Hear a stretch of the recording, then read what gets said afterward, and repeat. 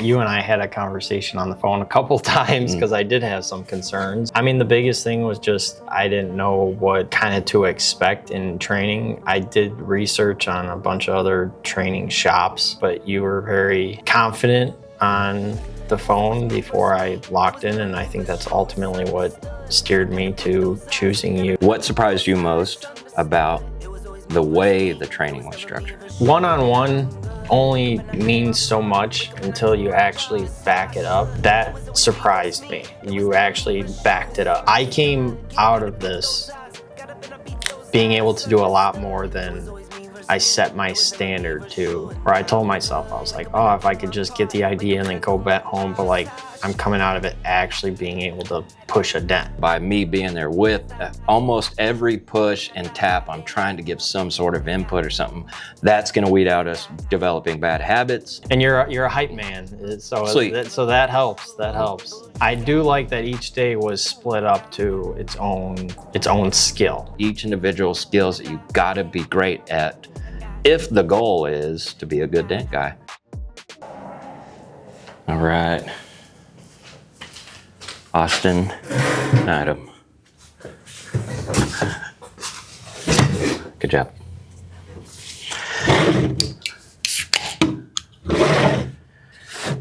Little conversation. New tech getting into his career. 2 weeks of training in. So I've got some questions to ask, broken down into 5 sections. So we're going to be covering pre-training, expectations, training experience, challenges and growth, personal and professional journey, and then feedback and advice. So getting into this, let's start off with the pre-training expectations. Welcome to ConfiDENTS podcast. First question up, what were your biggest concerns or reservations about signing up for the training? Concerns? I mean, you and I had a conversation on the phone a couple times because I did have some concerns, but I mean, the biggest thing was just I didn't know what kind of to expect in training. I did research on a bunch of other training shops and wasn't really getting much out of them on what to expect after the training, I guess, which now coming to find out that's for a reason, because everyone's going to be different. Everyone gets trained on their own pace and own level. So as far as the expectation of what to expect, I didn't really come into expecting much, but you were very confident on the phone before I locked in, and I think that's ultimately what steered me to choosing you and going forth. Cool. So my second part to that first part of the question is also kind of answered right there. So how did our initial phone call impact your decision to take the leap? So yes. So the phone call helped, and we did have a couple of phone calls. Yeah, there were a couple. We did. Yeah. And I get it. So I don't have a whole lot of experience as far as a school. I'm not at an established school. I don't have hundreds of students that have come through. I don't have, years of content out there showing the process and what to expect. And so, yeah, I'm the new guy on the block for training, so I have a lot to prove. But it was our first phone calls that got me the most excited about you potentially coming to the school. One, you're a detailer, so I love detailing. I've fallen in love with detailing over the years. So to have a detailer coming in already let me know you're going to pay attention to the details of what we were doing. I knew you were going to want to, there's a part of a detailer that kind of wants to be a perfectionist, so I knew, knowing that dent repair takes a long time to learn, but then when you combine that with a guy who, as a detailer, is potentially going to be a perfectionist, I'm always excited about that. I knew that would be a challenge, that would be a hurdle, to get you confidently into the, hey, like, I know this is where you want to be, because in detailing, this is what you've been delivering on, but in dent repair, it takes time. Now, and then on my end, talking to a new guy who doesn't have a whole lot of information out there to go off of, to decide whether or not he wants to come to the school, but this is how you look at expectations coming out of this thing. You're wanting to be good at this. All of those factors got me excited about you. I'm like, okay, so if I can even get you a ground level of confidence coming out of the school, you're exactly the kind of guy that would speak volumes to just introduction dent repair and how this went. So our phone calls, I was just excited the whole time. And I really wanted the chance to be able to get you out here in the first phone call. So I gladly took the next phone call. Because I checked in with you a couple times and asked you more questions because I'm coming from a 16-hour drive down here. It's not like I could just hop over to the next town over and talk to you in person. So the phone call was an important thing for me, and getting to know you and just kind of what to expect when I did get here. And I know, like, I think you were on edge too of trying, like, are you going to lock in and this and that? And I'm like I was confident I was going to, no matter what. It's just I had to. So with that, my gut feeling was that you were gonna follow through this. Like I had a feeling that you were gonna be one of the next students. So I held this period for you. I invested in that. So I actually passed on dudes that were going to come up together. I usually I've been wanting to try a training session where I have more than one student. I like the one-on-one stuff. You can see how valuable the one-on-one is. Like, we can stop where we need to. We can expand upon what we need to. We can slow down. I don't have to, like, if I have a plan for the day, it's not with a classroom full of students, you're almost kind of forced to, we need to move on. We need to touch on this, this, and this in order for me to fulfill the day. With just the one, I can, okay, maybe we get to this certain point on this topic today, and then we'll follow back up on the next. We have that freedom to be able to do that. So I like the one-on-one, but I passed up on guys that were going to come up as a duo. But from a business standpoint, I haven't been creating this or operating this from the dollar standpoint. So it would have been nice to have two dudes sign up and fill that up, especially during Christmas and right before, during the slow season right before Christmas. It'd be cool and a lot of guys that run a business, they're like, yeah, you should have gone with you had two guys who are going to pay, better than the one guy. But I held that because I just had a feeling in our first phone call, like, this is a guy that I want to get in here.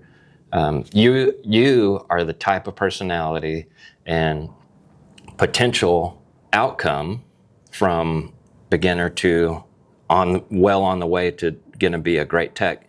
Your potential outcome is way more valuable than me collecting money from two dudes that they may not even pan out, and you're going to be great at this. And so your review on this experience is invaluable. And that was my feeling right away in the first phone call.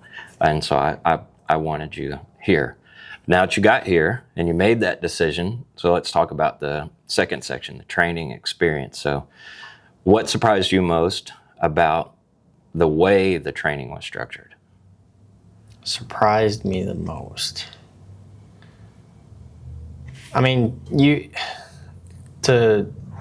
One-on-one only means so much until you actually back it up, I guess. And that surprised me on how you actually backed it up. You could be one-on-one, but the trainer could be just sitting over there and only help you when you need help. And that's the difference that surprised me, that you were actually there looking over my shoulder, telling me where this, where that, why it's doing that, why it's not doing that. So that surprised me because, one-on-one only means it's waiting, whatever. So very rarely did I walk away and leave you to do something by yourself. Yeah, that's cool. So with PDR, and it comes down. So we've learned now through this process, precision, patience, and that develops with you can almost see the importance of every push, every tap, every move, every choice of tool, all of that. To develop that precision, it comes down to not developing bad habits. How you develop bad habits is you develop Rushing. bad habits by someone not seeing your every move. So if you just start doing things in hopes to get the outcome you're looking to make the instructor or somebody satisfied with moving you on to then bad habits will sneak into that process. So by me being there with almost every push and tap, I'm trying to give some sort of input or something, that's going to weed out us developing bad habits.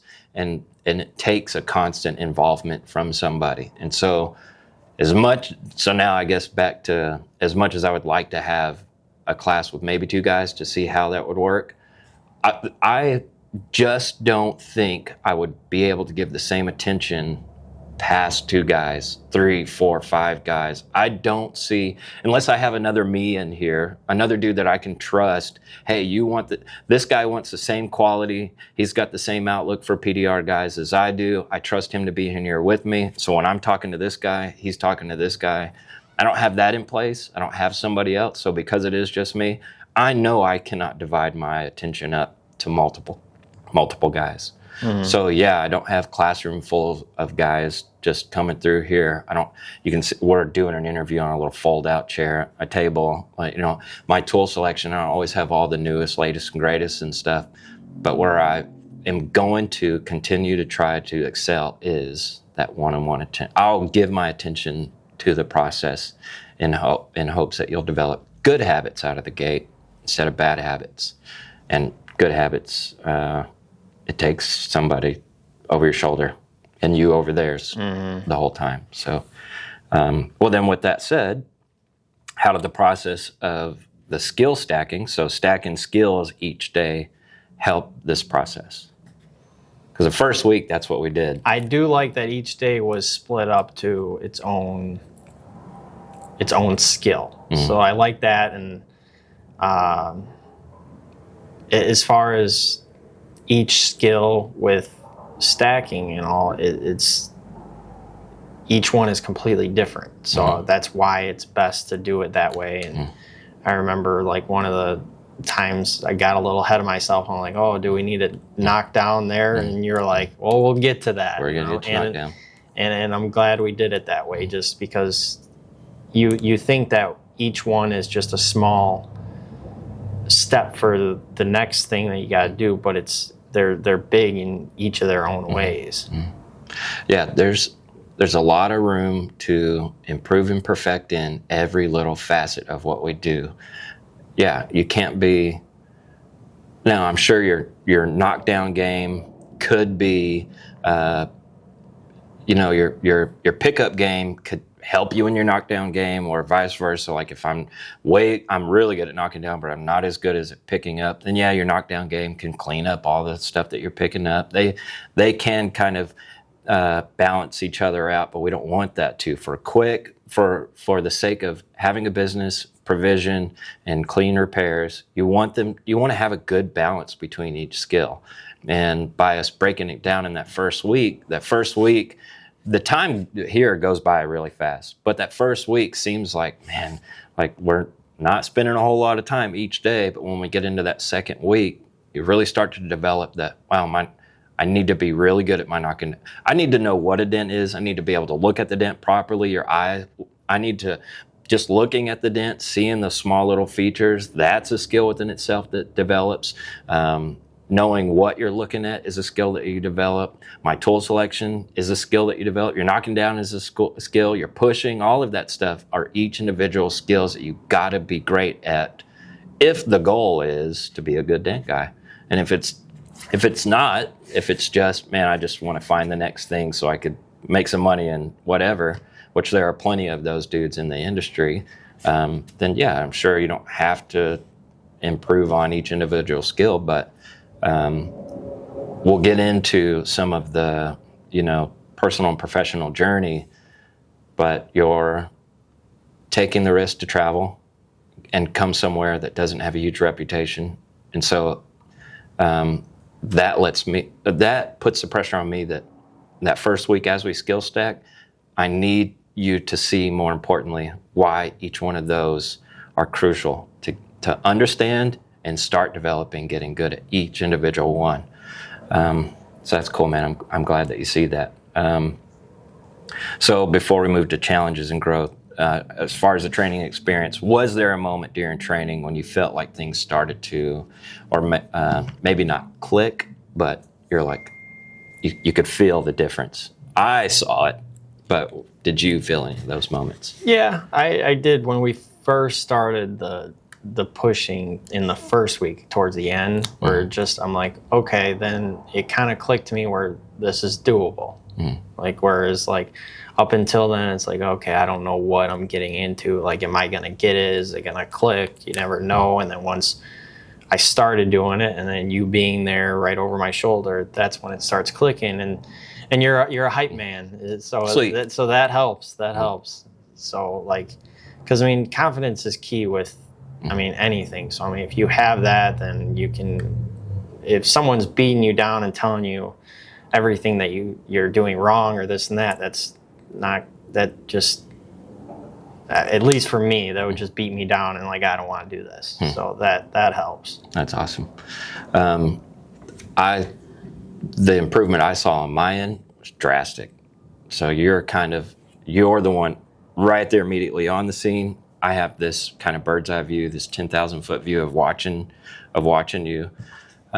You are a lot more closely attached to, the in the moment details, where I get to see the big picture. That it's kind of a joy that I get, an advantage that I get as an instructor. I get to kind of see the whole thing developing, as where you have so much going through your mind during this training process that you're a little, not tunnel vision, but you're a little more you're more closely involved in this, and I get to see the big picture. And so from the day one of knocking down, day one of pushing, like the first day of even knocking down feels like you're getting not just a bike, but you're getting on like one of those weird bikes that has the big front wheel and this tiny little back wheel. It's like, I've never ridden a bike before, and this is the bike that I'm jumping on. It's like totally different compared to where you're at just today in this challenge. You're knocking down, you're not even thinking about it. You're not thinking about what you're doing. You're now thinking about where you're needing it to be. And that is where I want you guys to be at. And that's cool. So the first day it feels a little awkward because we're not hammering a nail through, we're not putting up a fence. We're not putting up a frame for the wife. We're not a picture frame. We're not doing that kind of hammering. Our hammering is a little bit different. And so to try to adjust years of hammering to even in the body shop. So you're around the body shop growing up, and even the first part of your young adulthood and in your experience around auto, totally different hammering. Your body shop hammering is like way more aggressive. It's to make drastic changes so you can get in there and fill and do the body work on the rest of it. We're trying to keep the original paint and stuff intact, and the paint's super, super thin. So this type of hammering isn't driving through. We're not forcing, we're shocking stuff, and it takes a little adjusting to do that.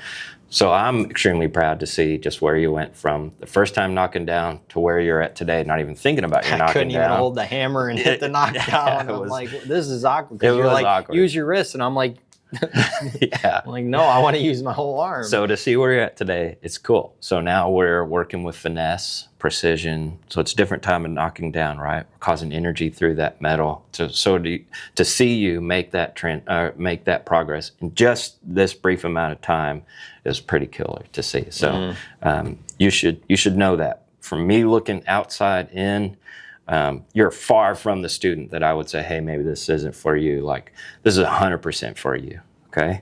You're doing great. So then let's get into the challenges and the growth. So what was the most challenging part of the training for you? Seeing the little details. I mean, now I can start seeing it, and I see it a lot better, but when it first happened and you're like, look at that, and I'm like, I have no idea what you're looking at. That was the hardest part, is to see like what, because it's all on a microscopic level that I didn't no, I didn't think about that. So, I mean, that's the hardest part, is just the understanding of that. As far as that goes, I mean, then pinpointing your little knockdown on that tiny little ridge in that tiny little spot, then yeah, that's hard too. But that's probably just my personal attack on it all. The act of pushing and everything, that grows quickly. I mean, it's the details and the seeing of what you need to see. That's what So takes. that's a skill in itself, right? Yeah. Your eye. But you, as much as I was saying it the whole time, your eye will develop and see those small details. You'll start to see that stuff more and more. Can you confidently say that is true? Because on the first day you couldn't see. Now when we were just going over this dent right here, you're seeing exactly what we need to talk about. But on day one, that wouldn't have made as much sense. Not at all. Yeah. So you're seeing it now. Now, we're 2 weeks in, dude. I know. Okay? So fast forward 6 months or a year, you're going to be looking at the panel way different. I mean, you're going to see other dent guy work at the gas station without a light on other people's vehicles, walking by, seeing the reflection. Oh, that dude chewed that metal up.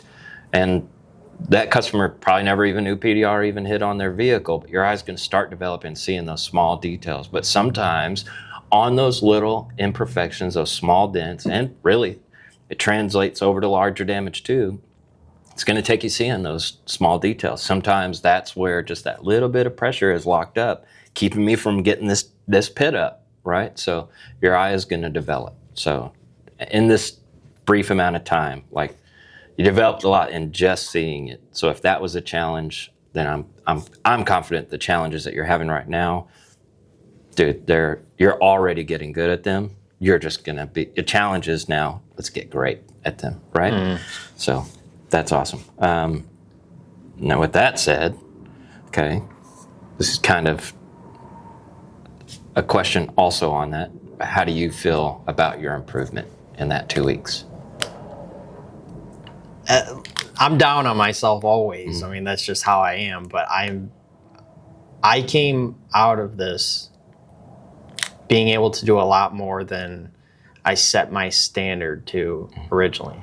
Where I told myself, I was like, oh, if I could just get the idea and then go back home. But like, I'm coming out of it actually being able to push a dent. So So I didn't have to work that hard. I mean, So internally you had this expectation. But this whole time, if you could hear my conversations with my wife every day, I'm like, this dude is he is gonna expect me to bring some great things out of him, and I've been stressed this whole time. No, I mean, I came. So I've out of exceeded this, that yes. expectation. Yeah. But let's focus on your personal thought about yourself. It's not like a selfish, self-centered thing. If you were grading yourself, what would you say? You're a 10 out of 10 to me, but... Out of, like, the act of doing it, or... Yeah, just this whole 2 weeks, like, where you're at to where you're at now, how would you kind of rate yourself? What do you think about your improvement? Well, it's a lot. Like, I've improved a lot. I mean, I went into this... I thought I knew a little bit about it, and then it wasn't until I came here that I'm like, okay, now I learned a lot. So I mean, as far as me learning on top of it, I mean, a lot. I don't know about a grading scale of that, but I can definitely say I've learned a lot. A lot of confidence booster. Yes, confidence booster, that's for sure. Okay. Yes. And the more will come with time and practice and everything else, but it's... Cool. Were you thinking about a lot of the prior PDR guys that you interacted with at the body shop? Do you find yourself thinking back on a lot of what they were doing? And Oh, yeah. Yeah. Yes, I do. I'd be curious if they went through any training. Yeah, I'm not sure. So the older tech that you knew or that y'all had, he probably... If he was an older tech, it probably wasn't training. It was more old school, like got into it and worked it out over years. Probably. I wonder what your newer techs, do you know if anybody else went through training ever? Do you know of anybody that went through training? I do know of one, yeah. Really? Okay. Yeah. That you worked with back home, or just Yeah, back at kinda home, talked with? he's a buddy of mine. Yeah, he went to a training, and he. I mean, I'm here and I'm not where he went, so I mean that he didn't talk highly of it, but he didn't say that it was a waste of time or nothing. It was just okay. Well, with what he had to say, I was like, okay, I'll venture out and see. Cool. Well, then I'm flattered, and I'm honored. I appreciate you giving me a shot. All right, so now let's jump into personal and professional journey. Okay, so as a new father, okay, and someone starting a new business. Now you've had your detailing business for just under a year now, but dent repair, starting a new business, or even a new service really in your business. How has the training impacted your confidence in that path as far as the business side? How has the training impacted your thought on this is a service that I wanted to add to my clientele, to now that you're moving forward and you're going to be implementing it, how has this training impacted that? Oh, it's definitely gonna be a service that I'm gonna offer. Absolutely. I mean, I want to perfect it a little bit more before I make that leap, but it's going to be absolutely. Made you feel a little bit better about this being a good business decision to add to that. Oh yeah. Okay. Oh yeah. Because this isn't just, so I can tell you're going to have a passion about this, probably on the bigger dents too, as we messed around with that yesterday. I can see you're probably going to get an itch for the large damage. But as a smart businessman, there's kind of a point where, okay, I like the idea of the dent repair, to, okay, I know this is something that I am going to add and keep pursuing, because we only have so much time and effort available to us, our bandwidth, right? So to stack on something that requires a lot out of you, it is kind of have you wanting to make, like you almost have like this checklist of, okay, like these things need to be in place for me to add this as a service. It's got all this potential, and through the training, did it kind of drive things home like, oh yeah, we're doing this. Yeah, oh yeah, I'm doing it. Sweet, cool. Okay, well then, what skills or lessons learned here do you think will be the most important for that success moving forward?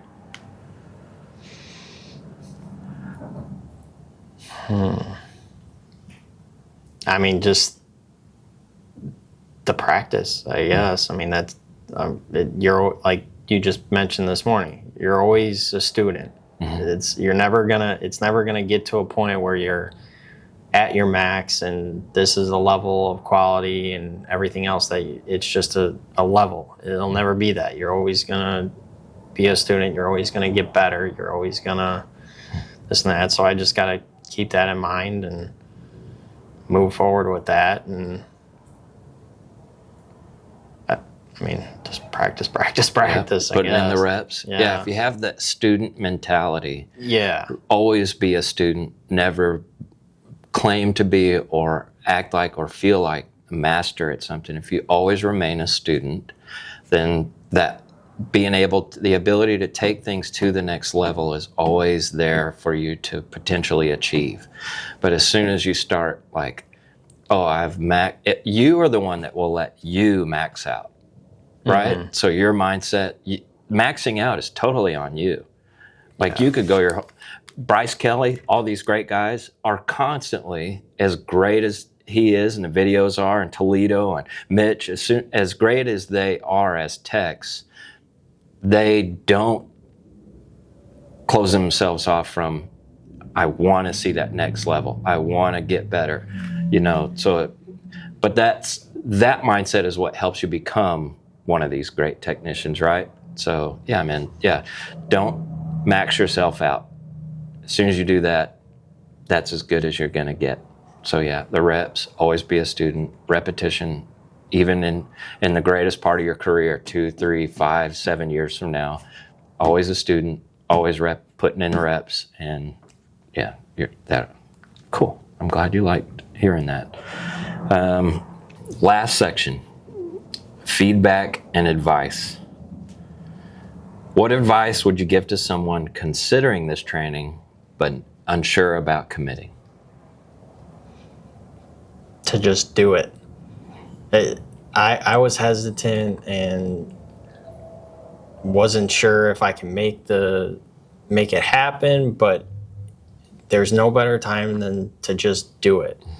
You're gonna, like, you and I, we talked, and I was originally thinking in February, and then you're like, oh, I have an opening in December, and I'm like, oh, that's very soon, because you and I talked, and I mean, this was November, so I'm like, oh no, this is a month away. I don't know if I could commit to that right then and there, but I'm glad I did, because you never know what February is going to bring, and it's best to just do it. If you're considering it, do it, but you got to kind of do a little bit of your background, and don't just be like, oh, PDR is cool, and oh, I'm just going to go do that. You got to kind of put a little thought into it, I guess. But if you're considering it, do it. I mean, I do not regret it one bit. Awesome. So taking the leap, just do it. So the biggest part that I like guys to, or the biggest part I don't want you to experience, is the regret. Mm-hmm. So that's a huge motivator for me in this. I don't want, so I through this training, I get jealous of you guys. So I get jealous of seeing what you guys experience from day one to the last day, and knowing that I can almost, in a crystal ball, look at the next few weeks, few months, and the next year, and kind of know what it's going to be like for you, because I have my experience of not training, roughing it out, the trial and error, the headaches, the long days, the long nights. I have that to compare this with. And I constantly wish I would have had some sort of training myself to speed that process up. All the nights that I did, miss any kind of games, my boys, any kind of nights where I'm getting home too late to not be able to say a bedtime story to my girl because I've been grinding it out all day, because I've put myself in a jam on a dent because I didn't know how to properly knock down a push. I'm just pushing to, God, I hope something works, but that would, complicate damage that I'd be spending all night trying to unwind and fix. But if I would have had that initial boost into here's what you do, why you do it, then, dude, I would not have had those first 3 years that way. So, yes, if you're on the fence about training, definitely don't just leap to leap without a little homework, but don't let too much time go by. Mm-hmm. If this is something that you're pursuing, you are going to have regret looking back on an initial part of your career that you just frustratingly grinded out. That doesn't need to happen. And this is an industry where you're going to make good money. So if it's a stretch, don't let the finances be a burden and put you in a bad spot. But if the finances are there and you have a little time to commit, then yeah, dude, you won't regret it. And hindsight's 20/20. And somebody who's been through training, you may not know that frustration as deeply as some guys, but it's that I don't want guys to deal with. I don't want them to experience that, man, my first few years as dent guy sucked. Mm-hmm. I don't want that. So I get excited when you guys commit. I get excited in a phone call, and then when you commit, when that contract is signed and you show up, I'm stoked for you guys, because I already know, okay, he's more likely not going to experience what I experienced, and that was a headache. It was a headache. Being in love with something that you're wrestling through to learn, that's so confusing. It sucks. Mm-hmm. Like, that's what I don't want for guys. So yes, if you're on the fence for training, go for it. Jump into it. You won't regret it. And then with the kind of the way I set the course up is, if this ends up not being for you, then this wasn't a month, 2 months of commitment and way more thousands of dollars committed to something. It's just kind of that perfect blend of, well, if it wasn't for me, okay, I gave it a shot. I'm not out that much money. I'm not out too much time. But if this was for me, holy crap, I just like Mario Kart hit the little speed bump and we're taking off. So yes, jump. If you're on the fence, jump. Okay, so then how do you feel about the value of the training compared to that cost and the time invested? Worth every penny. Awesome. Absolutely. Awesome. So you were a, like I said already, you were one of my most leery conversations going into this, which maybe part of me is crazy, but that almost like excites me even more. Like, okay, if a dude, I've had students that are just like, hey, I just need a place to train and let's do this. And they, all right, send me the contract and whatever. I've had that. And I get excited for them, okay? But somebody was like, okay, I just wanted to hear first that you are a real person. What are you about? Like, what are your intentions? You know, like, what's involved? I like that. I like that because I'm in this to also be great. So I don't want to be just a great dent guy. I want to be a great, it would be cool to be a pillar in our community, but I want to be great at being a part of great careers. Mm-hmm. And it starts with where I really kind of sharpen that sword is with guys that are like, all right, man, who are you? And here's what needs to happen if I commit to this. I like that. That's cool. So it's good to hear the value on the other side far exceeds the initial concerns about cost and time investment. So, and I'm grateful. So grateful for the wife too. Did she have some encouragement in you coming out to this? She did. Okay, so since this has played out, have you talked to her and been like, okay, this has been worth it? Or do y'all have any talks about the process? Yeah, she asked me about it every day, and she was actually really excited to hear the one day when we first started pushing it, you told me, you're like, call your wife and tell her you did it. You killed it today. Mm-hmm. I told her that, and she was excited to hear that. She was like, "Oh, well, that means it's worth it," is what she said too. Cool. And I'm like, "Yeah, it is." And I was telling her all about it, and she's happy about it. Awesome. Because I was hesitant about it all. I was. And she saw it. I mean, what's her name? Abby. Abby. Okay. Yeah. Thank you, Abby. Because sacrifice. Right? So the family's making a sacrifice for you being away. Oh, yeah. Friends, family, whoever is kind of your support system back home, they're involved in this sacrifice, of time and finances, emotion, all of that. You know, right? This is an emotional tax, right? So 6-month-old baby being away from even just a night or two, you feel it. Oh, I right? feel it. And so I know you're going to be happy to get back to them. But yes, it's like the 2 weeks, they'll fly by, and my hope is when you go back home, it was totally worth it, right? And now I'm a much better tech operator, all of that, family man, to be able to go home. I want to position you to be better than when you came. I have a responsibility to do that. Like, if you're investing in me, I need to way more invest in you, position you when you go back. You are the things that you thought you potentially could be and more. And so that's good. So thank you to the wife for the time investment as well. Okay, so I have some instructor notes for you. That's all the questions that I've got for you. Any questions for me? Okay, so we touched on everything now that we've even gone through all of them. Okay, cool.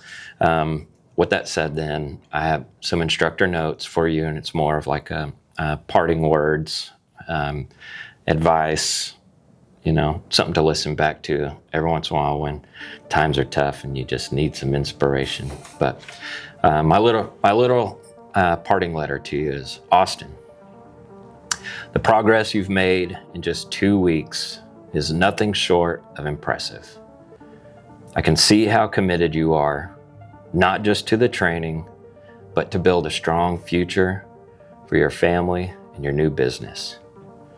Skills like these take time to master, and the fact that you're already stacking so many fundamentals shows how much potential you have. Moving forward, trust the process and keep practicing. with patience. Every little win adds up. And before you know it, you'll be turning out repairs that you'll be proud of. Remember, this is just the beginning of an incredible journey. You've got what it takes to succeed, and I have no doubt you'll build something amazing. So with that said, good job. Thank you. Proud of you, man. Thanks, guys. It was always me versus me. It was never me versus you. Misunderstood. Get up, had to beat those odds. Got up and I beat those odds. It's understood. It was always me versus me. It was never me versus you. And now I'm good. Wake up and I do my part. Wake up and I do my job just how I should. It was always me versus me. It was never me versus you. Misunderstood. Get up, had to beat those odds. Got up and I beat those odds.